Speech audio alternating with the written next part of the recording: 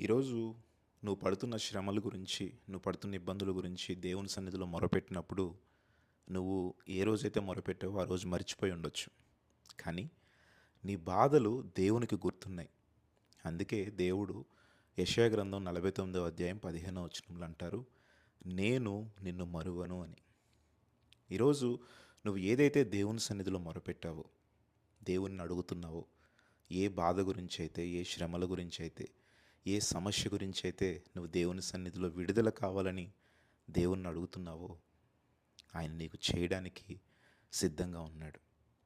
దేవుడు మరిచిపోయాడు, నా ప్రార్థన వినట్లేదు అని నువ్వు బాధపడాల్సిన పనే లేదు. అవన్నీ కూడా సాతాను సృష్టించే ఆలోచనలు.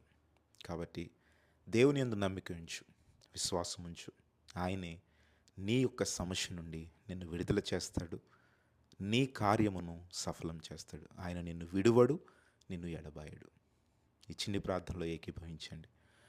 సర్వశక్తిమంతుడా, మహోన్నతుడా, ప్రేమ కలిగిన మా యేసయ్య, నీ ఘనమైన నామమునకు స్తోత్రాలు. నీవు మమ్మల్ని విడిచే దేవుడవు కావు. నీవు మమ్మలను నీ యొక్క రెక్కల చాటున భద్రపరుచుకున్న దేవుడవు. ప్రేమతో మమ్మల్ని పోషిస్తున్న దేవుడవు.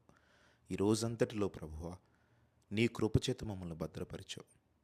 నీ మనసును మేము ఏదైనా గాయపరిచి ఉంటే, పాపములు చేస్తుంటే దయతో మమ్మల్ని మన్నించండి.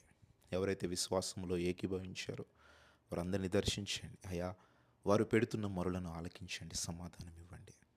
దేవా, చెప్పుకోలేని సమస్యల చేత, ఇబ్బందుల చేత, ఆర్థిక సమస్యల చేత, అయా, మనస్సుకు నెమ్మది లేక, శాంతి లేక, దేవా, నీ సన్నిధిలో మొరపెడుతున్నారు. ఎవరైతే నీ ప్రార్థనలో ఏకీభవించి నిన్ను అడుగుతున్నారో వారందరినీ దర్శించి సమాధానం ఇవ్వమని యేసు నామములో అడుగుతున్నాము తండ్రి.